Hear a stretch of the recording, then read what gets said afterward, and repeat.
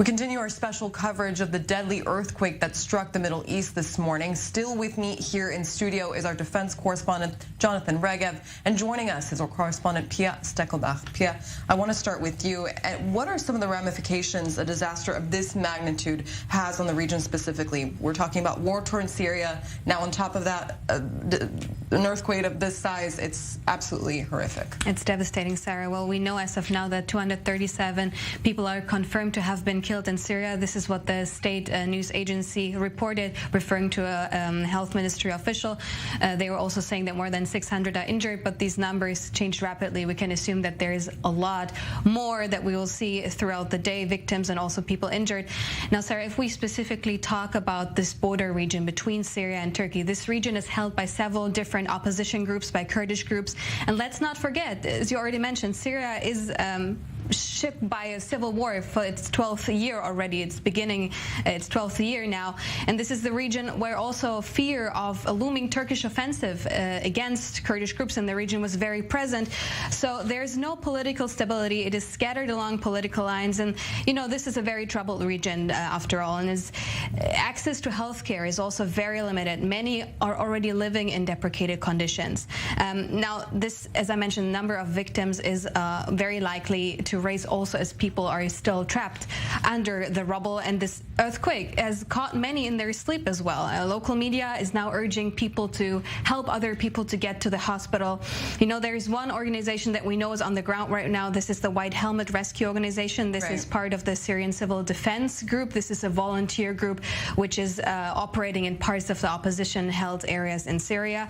And what we're hearing from them is that the situation is indeed very tragic. They describe the situation, especially in these rebel-held areas on the border with Turkey, as disastrous. They're saying that there is still people trapped under the rubble, that many buildings have collapsed, and they're urging people to gather in open areas. They're also calling upon the international community to send help to that region. Now, what is in general recommended in these situations is for people to get into their cars, to drive away to these open areas. But this is, of course, very difficult for especially people in that region, you know, and there are not a lot of people who have cars. It is very difficult to get into open areas when we are talking about cities like Latakia, Damascus, when we're talking about the West Coast. Of course, it's also recommended to get into open areas because there is still the danger of buildings still collapsing, of debris falling down from buildings. We're also talking about the fact that there are a lot of displaced people in that region, specifically, again, the border region to Turkey, people who do not live in substantial housing anyways. We are talking about close to 7 million internally displaced refugees in Syria alone, especially as many of them were trying to get or are trying to get to Turkey. They're gathering in that area. Now, also, if we now think a step further about how to rebuild these houses, to rebuild these cities, supporting the affected families, it is almost impossible in a state where you don't have a government, a central government that is actually having influence in these regions, in these affected regions, where people are struggling anyways and the economy is on the verge of collapse. So this is going to be a major shock to Syrians on top of the 12th year ongoing civil war. Absolutely. And Jonathan, some members of Israeli parliament are pushing to send aid to Syria, but to remind our viewers, it's a country that's an enemy of the Jewish state, obviously no diplomatic relations. How could Israel provide help to Syria? You can provide assistance without putting your men on the ground. Those are things that are already happening.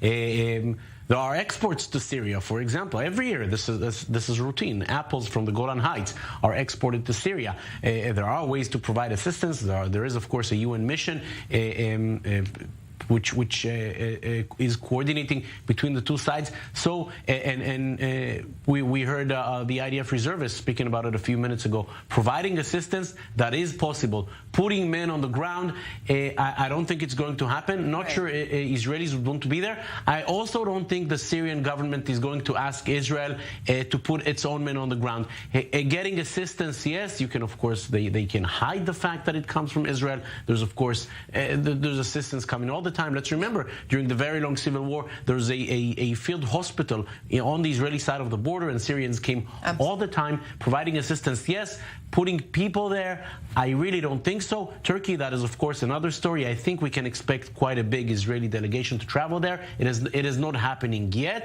There's no official statement about that, but the IDF Home Front Command is ready to assist, and if the Turks ask for it, we can expect the delegation to travel quite soon.